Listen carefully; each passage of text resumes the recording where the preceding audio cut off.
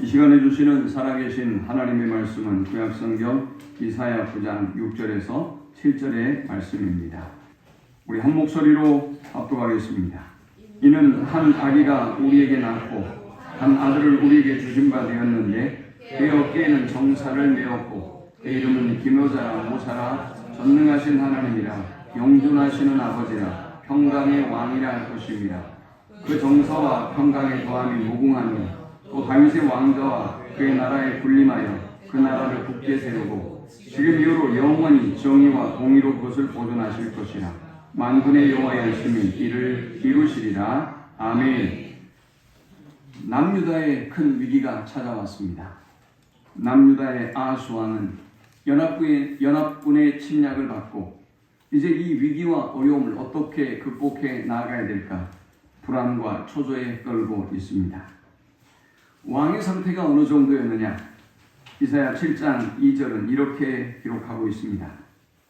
왕의 마음과 그의 백성의 마음이 숲이 바람에 흔들림같이 흔들렸더라. 어떤 일이 도대체 남유다에 있었기 때문에 이런 큰 불안함에 왕과 모든 백성이 떨고 있는 것일까요? 아람과 북이스라엘의 연합군이 남유다를 침공해 왔기 때문입니다.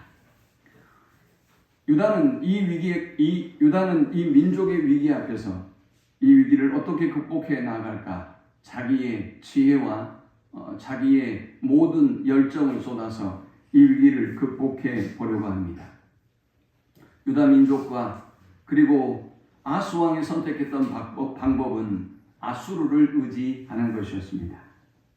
하나님은 어리석은 그에게 말씀으로 임하셨습니다. 불안하고 두려워하고 있는 그에게 하나님은 말씀으로 임하셔서 이사야 7장 4절에 이렇게 말씀하셨습니다. 그에게 이르기를 너는 삼가며 조용하라. 르신과 아람과 르말리아의 아들이 심히 노할지라도 이들은 연기나는 두 부죽갱이 그루터기에 불과하니 두려워하지 말며 낙심하지 말라. 하나님은 분명히 말씀하셨습니다. 그들은 그루터기에 불과하고 그들은 두부찌갱이 그루터기에 불과하다라고 말씀했습니다. 그들이 아무리 노한다 할지라도 너희는 위협의 대상이 되지 않는다라고 하셨습니다. 그리고 남은 자들이 다시 돌아오게 될 것이라고 말씀합니다. 그러나 어리석은 아하스 왕과 남유다는 하나님의 말씀을 믿지 않습니다. 하나님은 이제 이스라엘 백성에게 징조를 구하라고 합니다. 그래, 내가 너희에게 주는 내 말을 너희가 믿지 못한다면 너희가 내 말을 믿기 위하여 나에게 징조를 한번 구해보거라 라고 하나님이 말씀했습니다. 7장 12절에 아하스 왕이 하나님께 이렇게 말합니다. 아하스가 이르되 나는 구하지 아니하겠나이다. 나는 여호와를 시험하지 아니하겠나이다 한지라. 믿지 못하는 아하스 왕에게 징조를 구하라고 할 때 아하스 왕은 아니 무슨 말씀을 하십니까? 제가 어떻게 하나님을 시험합니까? 저는 징조를 구하지 않겠습니다 라고 했습니다. 굉장히 믿음이 좋은 신앙의 고백 같습니다. 그러나 아하스 왕은 그런 마음을 가지고 있지 않았습니다. 아하스 왕은 자신의 지혜와 자신의 의지와 자신의 외교적인 노력으로 이 모든 어려움을 극복하려고 했지 하나님의 말씀에 귀 기울이고 하나님의 징조를 구하고 그 징조에 대한 확신으로 믿음으로 이 모든 고난과 어려움을 이기려 하지 않았습니다. 그때 징조를 구하라고 해도 믿지도 않을 뿐만이 아니라 하나님의 말씀을 믿지 않을 뿐만이 아니라 징조를 구하라고 해도 구하지 않는 이 아하스 왕에게 하나님께서 징조를 주셨습니다. 7장 14절입니다. 그러므로 주께서 친히 징조를 너희에게 주실 것이라. 보라 처녀가 잉태하여 아들을 낳을 것이요 그의 이름을 임마누엘이라 하리라. 너희가 반드시 하나님이 임마누엘함으로 함께함으로 승리하게 될 것이라는 약속을 그들에게 주셨습니다. 그리고 이 약속은 당시 남유다와 아하스 왕에게만 주셨던 약속이 아니라 앞으로 장차 이 땅에 참된 구원과 참된 은혜를 베풀어 주실 메시아 예수 그리스도에 대한 예언이 되었습니다. 어떻게 그것이 예언이 되냐고요? 자, 이렇게 예를 들어보면 될 것 같습니다. 여러분의 아이가, 독자인 아이가 집을 나갔어요. 그래서 목사님께 이 아이를 위하여 기도를 부탁합니다. 목사님, 우리 애가 집을 나갔습니다. 어떻게 할까요? 라고 여러분이 기도를 요청했는데 목사님이 그 아이를 위해서 기도하면서 그 집사님에게 이렇게 말하는 것입니다. 걱정하지 마십시오.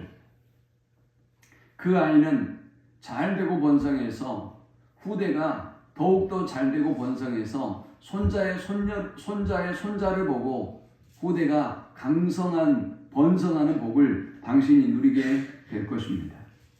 자, 이렇게 예언했다면 여러분 집 나간 아이를 위한 예언은 아니지 않습니까? 지금 내가 요청하는 문제에 대한 해답은 아니지 않습니까? 그런데 구약의 하나님의 말씀은 꼭 그런 패턴으로 이루어집니다. 그러면 왜 그렇게 예언하는 것일까요? 그러면 집 나간 아이는 돌아오지 않는 것일까요? 아닙니다. 하나님께서 돌아오게 하실 뿐만이 아니라 복에 복을 더하셔서 번성하고 창대케 하여 주신다는, 형통케 하여 주신다는 언약이 있는 것입니다. 그 집 나간 아이가 돌아왔을 뿐만이 아니라 그의 아들의 아들도 하나님이 복에 복을 더하셔서 후대가 강성한 복을 주신다라는 것이죠. 남유다와 아하스 왕은 이렇게 심히 떨리고 두려움 가운데 있었지만 이 위기를 통해서 하나님은 그들에게 징조를 주셨고 그들뿐만이 아니라 믿음을 끝까지 지켰던 그 믿음의 후대들도 하나님이 큰 은혜와 복을 주시겠다고 임마누엘의 징조를 그들에게 보여주셨습니다. 그리고 그 예언은 9장까지로 이어져 갑니다. 오늘 본문에 보니까 그의 이름은 기묘자라 모사라 전능하신 하나님이라 영존하시는 아버지라 평강의 왕이라 할 것임이라 했습니다. 메시아의 이름을 이야기하면서 여러 이름을 열거하고 있습니다. 기묘자라 모사라 전능하신 하나님이라 영존하시는 아버지라 평강의 왕이라. 도대체 이것이 무슨 말씀일까요? 우리가 성경을 읽다 보면 여호와에 대한 여러 가지 이름이 등장합니다. 먼저 창세기 22장에 보면 아들을 제물로 하나님께 바치려고 했던 아브라함에게 하나님께서 아들을 대신하여 예물을 준비해 주시고 그리고 여호와 이레라고 아브라함이 고백하는 모습을 보게 됩니다. 하나님께서 자기를 위하여 제사를 위하여 제물을 준비해 주셨음을 아브라함이 고백하고 있는 것입니다. 출애굽기 11장에는 모세가 아말렉과 치열한 전쟁을 벌입니다. 지팡이를 들고 기도할 때 하나님이 승리를 주셨습니다. 그래서 모세는 하나님 이름을 여호와 니시, 승리의 깃발, 승리를 주시는 하나님이라고 고백합니다. 다윗은 시편 23편에서 여호와는 나의 목자이십니다. 여호와 로이라고 여호와의 이름을 고백합니다. 자, 그렇다면 이러한 이름들의 의미는 무엇일까요? 우리 모두가 하나님을 섬기고 하나님을 경험하며 살아가고 있지만 여러분의 삶 속에 경험하는 하나님의 모습이 다 다르다는 것이죠.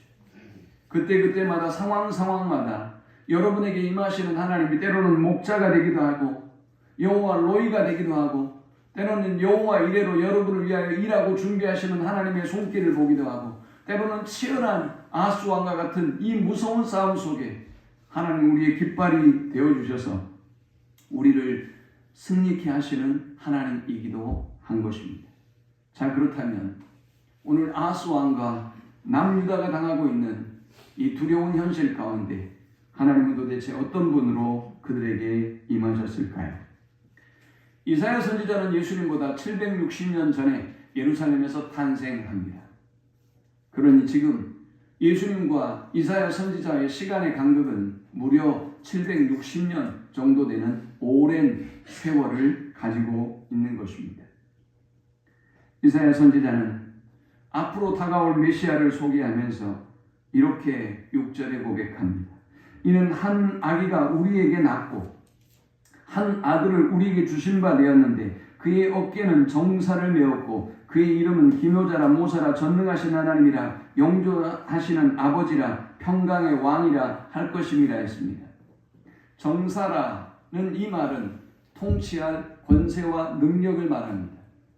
한 나라를 다스릴 그리고 온 땅을 통치할 권세를 맨 아이가 이 유대 땅에 태어나고 그 아이가 기묘자로 모사로 전능하신 하나님으로 영존하시는 아버지로 평강의 왕으로 이 땅을 통치하고 다스릴 것이다 라고 말씀하고 있습니다.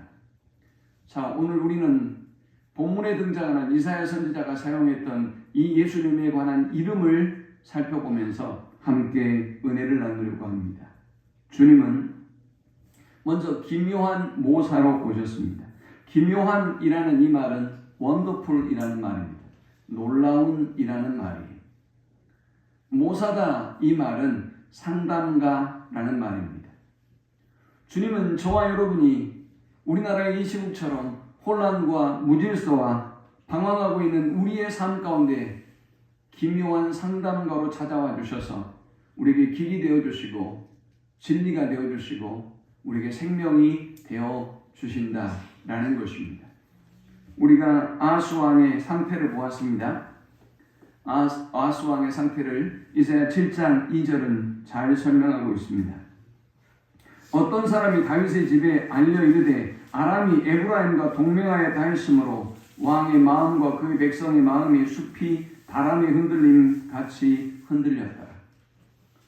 지금 어쩌면 우리나라의 마음이 아니면 대통령과 국회의원들과 위정자들의 마음이 어쩌면 이런 상태일지 모릅니다.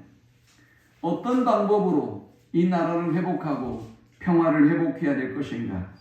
그들은 자신들의 지혜와 전략을 짜내고 아하스왕에게 하나님이 징조를 구하라고 해도 구하지 않는 것처럼 어쩌면 오늘 성도들과 이 나라와 백성이 하나님의 지혜와 능력을 구하기는커녕 자신의 방법과 자신의 의지대로 인생의 문제, 나라의 문제를 해결하려 할지 모릅니다.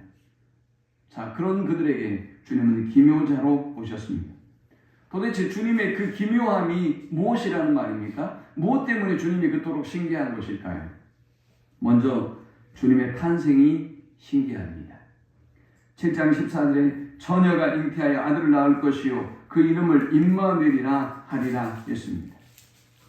어떻게 처녀가 아이를 낳을 수 있겠습니까? 누가복음 1장에 보면 천사가 마리아에게 그의 수태를 고지하고 알려줍니다. 보라, 내가 수태하여 아들을 낳으리니 그 이름을 예수라 하라. 마리아는 깜짝 놀랍니다. 마리아가 천사에게 말하되 나는 사내를 알지 못하나니 어찌 이 일이 있으리까? 천사가 대답하여 가로되 성령이 내게 임하시고 지극히 높으신 이의 능력이 너를 덮으시리니 이러므로 나실 바 거룩한 자는 하나님의 아들이라 일컬으리라. 대저 하나님의 모든 말씀은 능치 못하심이 없느니라. 처녀가 아이를 잉태한다는 것 과학적으로 설명할 수 없는 일입니다. 여러분이 경험해보지 못한 일이죠. 그렇게 우리 주님은 기묘하고 신기한 모습으로 이 땅에 임하셨습니다. 주님은 주님의 탄생만 기묘하고 신기한 것이 아닙니다. 주님의 삶 자체가 기묘하고 놀라웠습니다. 이사야 32장 1절에서 2절은 그의 삶에 대하여 이렇게 예언하고 있습니다. 보라, 장차 한 왕이 의로 통치할 것이요 방백들이 공평으로 정사할 것이며 또 그 사랑은 광풍을 피하는 곳, 폭우를 가리우는 곳 같을 것이며 마른 땅의 냇물 같을 것이며 곤비한 땅의 큰 바위근을 같으리. 우리 주님이 이 땅을 통치하고 다스리는 그날에 우리는 광풍을 피하게 될 것이고 우리 주님이 이 땅을 그의 나라로, 그의 완전한 하나님의 나라로 바꾸실 때 우리는 그의 날개의 그늘 아래서 폭우를 피하게 될 것이며 마른 땅에서 냇물을 얻고 곤비한 땅의 큰 바위 그늘처럼 우리를 늘 품어주시고 안정감 있게 하시는 역사가 임할 것이다 라고 이사야 선지자는 예수님의 삶에 관한 예언을 합니다. 예일대 교수인 펠리칸이라고 하는 교수가 있습니다. 이 사람은 예수의 역사 2000년이라고 하는 책을 썼습니다. 그는 이 책에서 이렇게 말합니다. 세계 역사라고 하는 것은 곧 예수님의 역사다. 다시 말해서 예수 그리스도에 대한 해석의 역사이다 라고 말했습니다. 그렇습니다, 여러분. 저와 여러분의 개인의 삶도 인류의 역사도 예수님을 어떻게 해석하느냐, 예수님을 어떻게 아느냐, 여러분이 예수님을 어떻게 대하느냐에 따라서 여러분의 삶이 달라집니다. 한 가정의 운명이 달라지고요, 국가의 운명이 달라지는 것을 볼 수 있습니다. 한 나라의 문화, 역사, 번영과 성패가 예수님을 어떻게 알고 어떻게 해석하며 여러분이 어떻게 섬기는가에 달려있음을 역사는 보여주고 있습니다. 예수님의 또 어떤 면이 기묘하고 신기했을까요? 예수님의 죽음이 기묘합니다. 인간의 죄는 우리 모두를 죽음에 이르게 만들었습니다. 그래서 저와 여러분이 열심히 한 주간을 사시고 죽음은 나와 무관한 것처럼 사셨지만 때로 우리 주변에 있는 사람들이 우리의 곁을 떠나갈 때 죽음의 공포와 두려움과 불안함이 밀려옵니다. 우리 중 단 한 사람도 죽음으로부터 자유로운 사람은 없을 것입니다. 히브리서 9장 27절은 한 번 죽는 것은 사람에게 정하시는 것이요 그 후에는 심판이 있으리니 했습니다. 우리를 죽음에 이르게 한 것은 다름 아닌 죄입니다. 이 죄로 말미암아 우리는 죽음에 이르게 되었고 이 죄로 말미암아 우리는 하나님의 진노의 심판의 대상이 된 것입니다. 그런데 예수님은 그렇지 않습니다. 예수님은 죄를 모르시는 분이고 예수님은 성령으로 잉태하셔서 이 땅에 원죄를 갖고 태어나지 않은 분입니다. 예수님은 무지하셔서 죽지 않습니다. 그 예수님은 오늘 죄로 인하여 죽을 수밖에 없는 우리의 죄를 담당하시고 십자가에서 인간의 낮고 천한 모습을 입으시고 우리를 위하여 죽으시고 다시 부활하셨습니다. 그는 모든 인류가 죽음의 공포와 불안과 두려움에 떨고 있는 이런 상황 속에 자신의 죽음과 부활을 통하여 우리에게 새로운 소망을 주신 것입니다.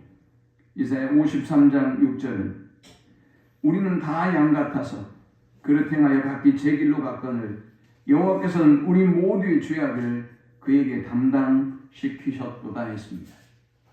그의 죽음은 참으로 놀랍습니다. 우리와 같은 죽음이 아니었습니다. 그의 죽음은 무죄한 자의 죽음이며 무죄한 자의 죽음을 통하여 우리의 모든 죄를 담당하시고 우리에게 영생을 주신 죽음이었습니다.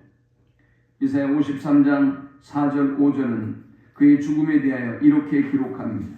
그는 실로 우리의 질고를 지고 우리의 슬픔을 당하였거늘 우리는 생각하기를 그는 징벌을 받아서 하나님께 맞으며 고난을 당한다 하였노라. 그가 찔림은 우리의 허물을 인함이요 그가 상함은 우리의 죄악을 인함이라. 그가 징계를 받음으로 우리가 평화를 누리고 그가 채찍에 맞음으로 우리가 나음을 입었도다. 그의 기묘함은 죽음뿐만이 아닙니다. 그의 약속이 기묘합니다. 주님은 모든 사람 앞에 공개 처형을 당하셨습니다.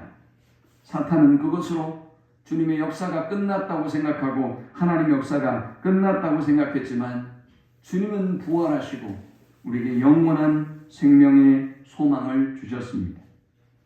이 주님은 자신이 하늘로 올라간 것을 본 그대로 다시 임할 것이라고 말씀하셨습니다. 참 놀라운 것은요, 예수님이 이 땅에 우리 이사야 7장처럼 이사야 9장의 말씀처럼 예수님이 이 땅에 구원자로 오신다는 이 초림에 관한 말씀은 성경에 총 456회가 기록되어 있습니다. 아기 예수님이 탄생하신다. 베들레헴에서 탄생하신다. 이렇게 죽는다. 그리고 이렇게 부활하신다라는 기록들을 아주 상세하게 구약 성경에 456회를 예언하고 있습니다. 그리고 신약은 그 예언대로 성취된 기록을 담고 있는 것이죠. 자, 그렇다면 예수님의 재림에 관해서는 성경에서 어느 정도 기록하고 있을까요? 예수님의 재림에 관한 기록은, 죽으시고 부활하신 주님이 다시 오신다는 그 재림에 대한 기록은 구약에 무려 1527회가 기록되어 있습니다. 신약에는 317회가 기록되어져 있습니다. 합해보면 1844회가 기록된 것이죠. 예수님의 초림에 관한 예언보다 훨씬 더 3배, 4배나 많은 기록들이 예수님의 재림에 관한 기록입니다. 누가복음 1장 32절 33절은 말씀합니다. 저가 큰 자가 되고 지극히 높으신 이의 아들이라 일컬을 것이요 주 하나님께서 그 조상 다윗의 위를 저에게 주시리니 영원히 야곱의 집에 왕 노릇하실 것이며 그 나라가 무궁하리라. 주님의 나라는 주님의 초림으로부터 이 땅에 임하셔서 점점 더 확장되어져 가고 있고, 주님이 이 땅에 오시는 날 그 주님의 나라는 완전히 완성됩니다. 선지자 이사야는 그리스도의 왕국, 그리스도의 나라에 대해서 이렇게 기록합니다. 이사야 35장 5절입니다. 그때의 소경의 눈이 밝을 것이며 귀머거리의 귀가 열릴 것이며 그때의 저는 자는 사슴같이 뛸 것이며 봉헌의 혀는 노래하리니 이는 광야에서 물이 솟겠고 사막에서 시내가 흐를 것입니다. 뜨거운 사막이 변하여 못이 될 것이며 메마른 땅이 변하여 원천이 될 것이며 시랑이 놀던 곳과 풀과 갈대와 부들이 날 것이며 거기 대로가 있어 그 길을 거룩한 길이라 일컫는 바들이니 깨끗이 못한 자는 지나가지 못하겠고 오직 구속함을 입은 자들을 위하여 있게 되는 것이라. 우매한 행위는 그 길을 받지 못할 것이며 거기는 사자가 없고 사나운 짐승이 그리로 올라가지 아니하므로 그것을 만나지 못하겠고 오직 구속함을 얻은 자만 그리로 행할 것이며 여호와의 속량을 얻은 자들이 돌아오되 노래하며 시온에 이르러 그 머리 위에 영영한 희락을 띠고 기쁨과 즐거움을 얻으리니 슬픔과 탄식이 달아나리로다. 우리가 이 기묘한 주님을 만나게 될 때, 기묘한 주님의 통치 아래 거할 때, 이 기묘한 주님과 동행하는 삶을 살아갈 때 우리의 슬픔, 우리의 고통, 우리의 탄식은 기쁨으로 변하게 될 것이다 라고 말씀합니다. 성탄이 우리에게 그토록 중요한 이유는 오늘 우리의 슬픔과 탄식을 기쁨과 희락으로 바꿔주실 것이기 때문입니다. 두 번째, 왜 이토록 주님의 성탄이 전 세계적인 모든 사람들의 기다림의 대상이 되는 것일까요? 주님은 두 번째, 전능하신 하나님으로 우리에게 임하시기 때문입니다. 우리가 세상을 살아감에 있어서 원더풀 카운셀러만 필요한 게 아닙니다. 아주 기묘한 상담가만 필요한 게 아니에요. 여러분에게 위로가 되고 힘이 되고 지혜를 주는 그런 상담가, 그런 조력자만 필요한 것은 아닙니다. 그 모든 시련과 어려움을 돌파할 수 있는 능력이 필요하죠. 남유다의 아하스 왕이 그래서 하나님의 말씀을 듣고도 불안과 두려움에 떨고 있지 않습니까? 그런데 우리 주님은 이 불안과 염려 가운데 떨고 있는 아하스 왕과 남유다를 향하여 전능하신 하나님으로 우리 가운데 임하겠다라고 말씀하셨습니다. 하나님은 저와 여러분이 불가능하다고 생각하는 그 문제를 위하여 오늘 불가능하다고 믿고 있는 여러분을 절망하게 만들고 낙심하게 하는 그 문제를 위하여 이 땅에 오셨다는 것입니다. 창세기 17장에서 하나님은 아브라함과 사라에게 전능하신 하나님 자신을 계시합니다. 17장 1절에 아브라함이 99세 때 여호와께서 아브라함에게 나타나서 그에게 이르시되 나는 전능한 하나님이라. 너는 내 앞에서 행하여 완전하라 했습니다. 너는 내 앞에서 행하여 완전하라. 여러분, 이 말의 의미가 뭘까요? 너는 내 앞에서 완전하라. 쉽게 말해보면 똑바로 해 라는 말이에요. 똑바로 해, 그 말이에요. 경건하고 의롭게 살라는 게 아니에요. 내가 너의 행위를 다 알고 있다. 그러니 너 함부로 말하지 말고 함부로 행동하지 말고 똑바로 하고 똑바로 믿어라 라고 아브라함에게 말씀하고 있는 것입니다.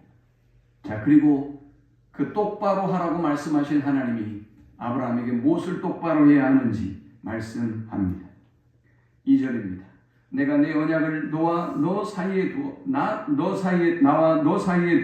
너를 크게 번성하게 하리라 하시니, 아브라함이 엎드렸더니 하나님이 또 그에게 말씀하여 이르시되, 보라 내 언약이 너와 함께 있으니 너는 여러 민족의 아버지가 될지라. 이제 후로는 내 이름을 아브라함이라 하지 아니하고 아브라함이라 하리니, 이는 내가 너를 여러 민족의 아버지가 되게 함이니라. 내가 너로 심히 번성하게 하리니 내가 내게서 민족들이 나게 하며 왕들이 내게로부터 나오리라. 90세가 넘었던 아브라함은 이 하나님의 약속의 말씀을 믿지 못합니다. 의학적으로, 물리적으로, 이성적으로 도저히 자신의 부부는 아이를 가질 수 없는 경수가 끝난 상태임을 그들은 너무나 잘 알고 있었기 때문입니다. 그들은 하나님의 말씀을 듣고도 그들은 그 하나님의 말씀을 비웃었습니다. 창세기 17장 15절에 하나님이 또 아브라함에게 이르시되, 내 아내 사레는 이름을 사레라 하지 말라 사라라 하라. 내가 그에게 복을 주어 그가 내게 아들을 낳아주게 하며 내가 그에게 복을 주어 그를 여러 민족의 어머니가 되게 하리니 민족의 여러 왕이 그에게서 나리라. 아브라함이 엎드려 웃으며 마음속으로 이르되, 100세 된 사람이 어찌 자식을 낳을까? 사라는 90세니 어찌 출산하리요? 하고 했습니다.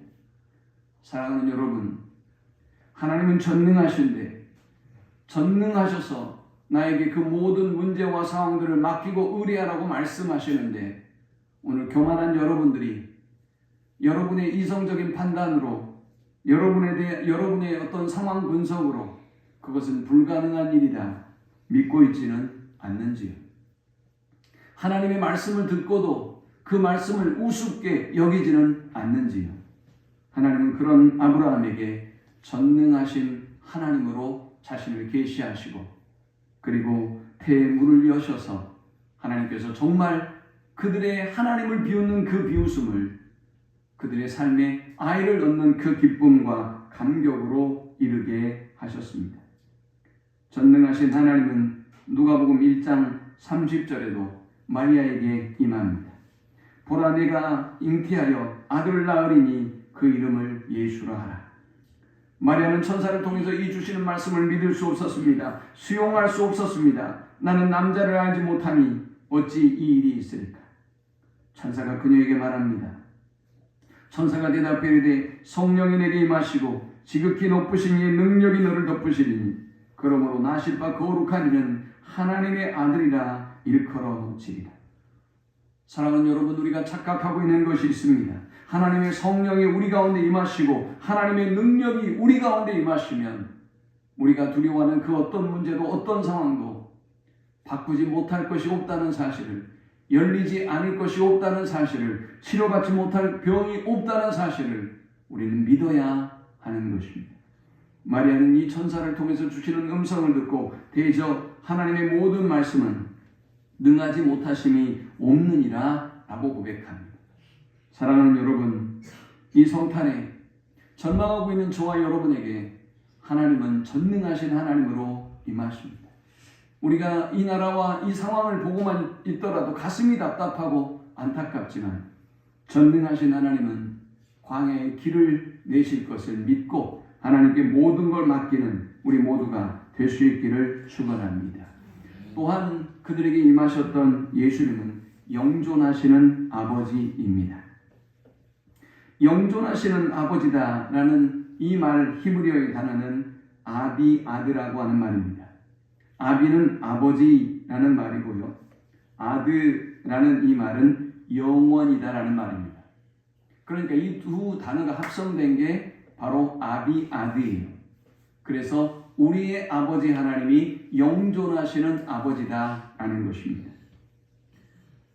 유대의 역사 속에, 히브리인들의 역사 속에 아버지는 자녀의 보호자의 역할을 합니다. 또 자녀의 가이드 역할을 합니다. 자녀들을 잘 지도하는 지도자의 역할을 합니다. 그런데 문제는 뭡니까? 그 육신의 아버지는 영원히 저와 여러분과 함께 할 수 없다는 것이죠. 사고로, 죽음으로 또 출가하게 되면 그 육신의 부모들은 여러분의 곁을 떠나게 됩니다. 그래서 홀로 힘들고 어렵게 우리는 그 모든 고난을 직면하고 이겨 나가야 되죠. 그런데 우리 주님은 말씀하셨습니다. 나는 너희의 영존하시는 아버지다. 나는 너희와 영원히 함께하는 너희의 보호자이며 너희의 길을 지도할 자이며 너희를 진리로 가르치고 인도할 영존하는 아버지다 라고 말씀하고 있습니다. 왜 하나님이 이렇게 말씀하셨을까요? 어리석은 유다와 아하스 왕은 이 아람 연합군으로부터 우리를 구해줄 나라가 아수르밖에 없다고 믿었습니다. 아수르에게 공을 들이고 아수르와 친하게 지내고 아수르의 도움을 요청했습니다. 그러나 결과적으로 그들은 아수르의 침략을 받습니다. 이것이 우리가 살아가는 세상 아니겠습니까? 이것이 우리가 바라보는 세상의 정치고 여러분의 삶이고 우리의 삶이지 않겠습니까? 그러므로 사랑하는 여러분, 변하는 세상과 사람을 바라보지 말고 영존하시는 우리의 아버지 예수 그리스도를 바라보는 우리 모두가 될 수 있기를 축원합니다. 그는 영원한 우리의 보좌이시고 그는 영원한 우리의 지도자이시며 그는 영원한 우리 인생의 가이드입니다. 스펄전 목사님은 이 영존하시는 아버지를 설명하면서 이렇게 설명합니다. 그는 우리에게 영존하시는 아버지 그 자체이시다. 스펄전은 아마도 아버지라고 하는 그 감정을 느끼고 있었던 것 같습니다. 하나님이라고 표현하지 않고 영존하시는 나의 아버지, 나의 곁에 계셔서 나와 함께 하시고 나를 도우시고 나를 진리로 인도하시는 아버지다 라고 고백하고 있는 것입니다. 호쿠마 주석에서는 영존하시는 아버지를 이렇게 설명합니다. 히브리식 사고에서 아버지는 부양하는 사람들을 돌보는 후원자, 보호자 등의 개념과 연관되어 있다. 따라서 아비의 아들은 그의 백성들, 더 넓게는 피조물에 대한 그의 깊은 사랑을 드러내는 표현이다. 오늘 저와 여러분에게 임하신 이 성탄에 임하신 주님은 영존하시는 아버지예요. 저와 여러분을 고아와 같이 버려두지 않습니다. 크리스마스에 혼자냐고요? 아닙니다. 우리 주님이 여러분을 위해서 오셨고 여러분과 동행하고 있고 여러분을 위해서 오셨음을 기억하고 그 주님을 기다리고 기뻐하는 우리 모든 성도들이 될 수 있기를 축원합니다.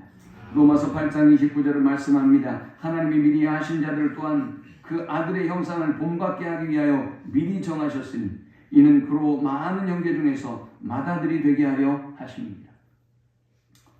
하나님은 우리에게 맏아들이 되게 하시려고 이 땅에 오시고 우리를 구원하기 위하여 이 땅에 오셨습니다. 로마서 8장 15절에는 너희는 다시 무서워하는 종의 영을 받지 아니하고 양자의 영을 받았으므로 우리가 아빠 아버지라고 부르짖느니라 했습니다. 우리는 주님을 아빠 아버지라고 부를 수 있는 놀라운 특권과 은혜를 부여받았습니다. 마지막 우리 주님은 평강의 왕으로 임하신다 라고 했습니다. 평강의 왕이라는 말의 의미가 무엇일까요? 평강, 평안이라는 단어는 두 단어가 있습니다. 먼저 팍스라는 단어가 있습니다. 이 팍스라는 단어는 로마가 실현하려고 했던 그런 평화입니다. 로마는 국력이 안정적이면 막강한 국방력을 가지고 있으면 부와 권력을 가지고 있으면 그 누구도 자신들을 침범하지 못할 것이라고 생각했습니다. 그런데 참 아이러니하게도 그들은 단 하루도 피를 흘리지 않는 날이 없었다고 합니다. 결국 그들의 힘과 그들이 가지고 있는 그 부강한 그 물질로 인하여 로마는 멸망하고 말았습니다. 그런데 성경에서 말하는 샬롬이라는 평강이 있습니다. 이 평강은 로마의 식민지 백성이었던 히브리 민족의 것이었습니다. 권력도 없고 힘도 없고 돈도 없고 아무것도 군사력도 가지지 않는 그들은 근원적이고 근본적이며 그리고 내적인 이 샬롬의 평강을 누렸습니다. 그들은 실패하는 사람에게도 샬롬이라고 인사하고 샬롬의 축복을 보냈습니다. 그들은 굶고 있는 사람에게도 그들은 아픈 사람에게도 샬롬이라고 인사하며 샬롬을 빌었고 그들은 그 샬롬을 누렸습니다. 하물며 저 독일의 포로 수용소에서 이제 마지막 처형장으로 끌려가고 있는 자녀를 바라보며 부모는 그 모든 것을 알고 있지만 그를 축복하며 샬롬을 빌었습니다. 샬롬은 힘으로 얻는 것이 아닙니다. 샬롬은 하나님이 주시는 것이고 샬롬은 하나님과의 관계에서 오는 것입니다. 스피노자는 평화에 대해서 이렇게 말했습니다. 평화는 싸움이 없는 것이 아니다. 그것은 영혼에서 솟는 기쁨을 말하는 것이다. 싸움이 없는 것이 평화가 아닙니다. 영혼에서 솟아나는 저 하늘로부터 내려오는 평화야말로 진정한 평화인 것입니다. 주님은 먼저 이 평화를 자신을 믿는 사람에게만 주신다고 말씀하셨습니다. 하나님이 주시는 이 신령한 평화는 세상의 모두가 누릴 수 없는 것입니다. 그래서 로마서 5장 1절을 말씀합니다. 그러므로 우리가 믿음으로 의롭다 하심을 얻었은즉 우리 주 예수 그리스도로 말미암아 하나님으로 더불어 화평을 누리자. 인간의 죄는 하나님과 우리를 원수되게 만들었습니다. 그래서 하나님과 원수된 우리는 아무리 맛있는 것을 먹어도 아무리 많은 것을 누리고 있어도 불편할 수밖에 없는 것입니다. 부유한데 성공했는데 강한 자가 되어졌는데 문제는 늘 불안합니다.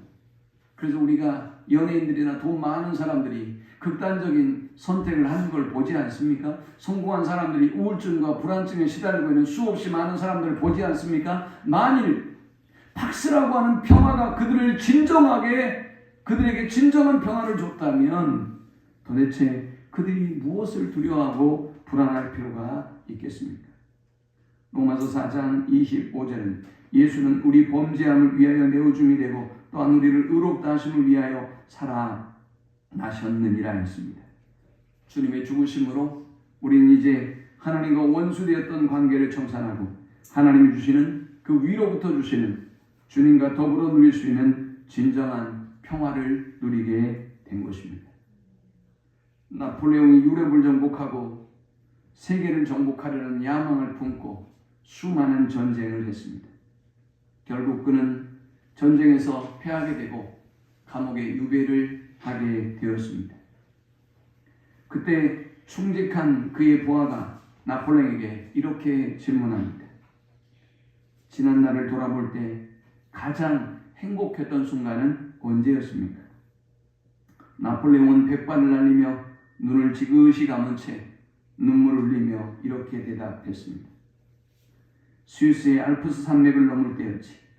잠시 전투가 그친 어느 주일 아침이었는데 산 아래 조그만 교회에서 종소리가 울려왔지. 그 소리에 이끌려 교회로 들어갔다니 나는 그때 눈물을 흘리며 인생 최고의 행복을 맛보았다네 라고 했습니다. 천하의 나폴레옹도 권력을 얻었기 때문에 많은 나라를 정복했기 때문에 평안을 누린 것이 아니라 하나님의 집에서 하나님의 품에서 진정한 안식과 평강을 누리게 되었던 것입니다. 루소는 우리가 진정한 평안을 누리려면 자연으로 돌아가라 라고 했습니다. 그래서 오늘 수많은 사람들이 피크닉을 하고 자연을 좋아하고 자연으로 나가려고 합니다. 웬만하면 나는 자연인이다 이런 프로그램이 나왔겠습니까? 그런데 우리가 경험하듯 이러한 자유함, 이런 평안은 오래가지 못합니다. 근본적이지 않기 때문입니다. 금세 실증이 나고요. 금세 재미가 없고요. 더 좋은 것을 추구하게 되는 것입니다. 우리 주님은 우리가 평안을 누릴 수 있는 방법을 이렇게 빌립보서 4장 6절에서 7절에 말씀합니다. 아무것도 염려하지 말고 오직 모든 일에 기도와 간구로 너희 구할 것을 감사함으로 하나님께 아뢰라. 그리하면 모든 지각에 뛰어난 하나님의 평강이 그리스도 예수 안에서 너희 마음과 생각을 지키시리라. 하나님이 주시는 샬롬을 누리려면 모든 염려와 근심을 하나님께 맡겨야 한다는 것입니다. 그리고 하나님께 기도해야 한다는 것입니다. 그는 하나님이 우리의 마음과 생각을 지켜주시고 우리를 평안으로 인도해 주신다라는 약속입니다. 세계적인 부호인 록펠러는 소년 시절에 아주 건강한 육체를 가지고 있었다고 합니다. 그의 꿈은 훌륭한 장군이 되는 것이었습니다. 그런데 그가 사업가가 되었습니다. 43세에 큰 회사의 사장이 되었고 10년 동안 그는 더욱더 회사가 성장해서 세계적인 부호가 되었습니다. 그런데 문제가 생겼습니다. 그의 성공과 그의 명예와 그의 소유욕은 그를 더 강한 집착에 빠지게 만들었고 그를 더 강한 소유의 사람으로 만들어 버리고 말았습니다. 그리고 그의 육체는 점점 더 쇠약해져 가기 시작합니다. 몸에는 피부병이 떠나지 않았고 머리까지 빠지기 시작하고 극심한 고통과 불안함이 그의 인생에 찾아왔습니다. 더욱더 불행한 일은 도저히 불안해서 견딜 수가 없어서 24시간 동안 경호원을 대동하고 살았다고 합니다. 피부병이 몸에 계속되고 육신은 점점 더 쇠약해져 갔습니다. 그렇게 부자인데 그렇게 좋은 집에 사는데 잠을 못 잤습니다. 그렇게 부자임에도 불구하고 그가 고작 먹을 수 있는 것은 비스켓 몇 개와 물밖에 없었습니다. 병원에 갔습니다. 건강진단을 해보니 의사가 청천벽력 같은 진단을 내립니다. 당신은 이제 길어야 5년에서 10년을 살 것입니다. 라고 말입니다. 록펠러는 큰 충격에 빠졌습니다. 만날 수 있는 수많은 사람들을 만나면서 도움을 구했습니다. 제가 어떻게 살 수 있을까요? 제가 어떻게 건강을 회복할 수 있을까요? 구했습니다. 개운치 않았습니다. 어느 날 한 목사님을 만났습니다. 목사님, 제가 이런 지경입니다. 어떻게 해야 될까요? 라고 물었을 때 목사님이 그에게 이야기합니다. 그동안 당신은 돈을 벌기 위해서 잠 못 자고 피곤하며 숱한 스트레스에 정신과 육체가 쇠약해졌습니다. 이제부터는 남에게 베풀고 섬기는 사람이 되어보십시오. 그리고 얼마나 많은 돈을 가졌느니보다 얼마나 가치 있게 쓰느냐가 중요합니다. 라고 조언했습니다. 그리고 그에게 이렇게 말합니다. 돈을 버는 것은 기술이요. 돈을 바로 쓰는 것은 예술입니다. 라고 말입니다. 록펠러는 이 말에 큰 충격을 받았습니다. 그때부터 수많은 자선단체를 만듭니다. 그의 소유를 통해서 어떻게 다른 사람을 잘 살게 하고 부욕해 할까라는 생각을 합니다. 그가 직접 봉사단체를 들어가서 열심히 봉사하고 헌신했습니다. 물론 몸은 피곤했습니다. 물론 재산은 점점 더 줄어가기 시작했을지 모릅니다. 그런데 놀라운 변화가 시작됐습니다. 그의 안에 기쁨이 회복되기 시작하는 것입니다. 그의 안에 소망이 생기기 시작하는 것입니다. 그의 삶이 완전히 즐거워지고 그의 모든 삶이 회복되기 시작합니다. 식욕이 회복되고 그리고 건강이 회복되고 육체의 피부병은 사라지고 그에게 하나님이 건강과 장수의 복을 주셔서 무려 5년이 아니면 10년 산다는 그가 98세까지 건강한 장수의 복을 누리게 되었습니다. 말씀을 맺습니다. 사랑하는 여러분, 이 성탄의 세상이 주의 오심을 기뻐하기보다는 누구와 어떻게 이 휴일을 보낼까라는 생각을 합니다. 우리는 이 절망적인 세상을 바라봅니다.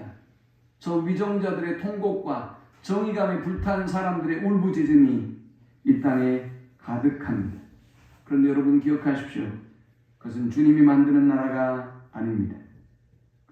주님이 만드는 나라는 사자굴에 어린 양의 손을 넣어도 물지 않는 나라입니다. 사자와 어린 양이 함께 뛰놀며 뒹구는 나라가 주님이 만드는 나라입니다. 왕의 권력을 가지고 나라를 평안하게 할 수도 없고요. 국회의 권력을 가지고도 이 나라를 평화롭게 할 수 없습니다. 오직 주님이 주시는 평화만이 이 땅에 진정한 평화와 진정한 안식을 줄 수 있는 것입니다. 유엔 본부 건물에는 이런 문구가 쓰여져 있습니다. 우리가 그 칼을 쳐서 보습을 만들고 그 창을 쳐서 낫을 만들 것이며 이 나라와 저 나라가 다시는 칼을 들고 서로 치지 아니하며 다시는 전쟁을 연습하지 아니하리라. 이사야 2장의 말씀입니다. 주님이 통치하는 나라가 올 때 이런 나라가 된다는 것입니다. 여러분이 가지고 있는 문제가 어떤 문제이든 어떤 상황이든 기묘한 모사로, 기묘한 전략가로, 지혜자로, 상담가로 주님이 우리에게 임하시고 전능하신 하나님으로 우리에게 임하시고 영존하시는 아버지로 임하시고 또 평강의 왕으로 임하셔서 저와 여러분이 세상에서 누릴 수 없는 그 참된 하나님의 나라를 여러분의 삶 속에 충만히 누리는 우리 모두가 될 수 있기를 축원합니다. 우리 함께 기도하십시다.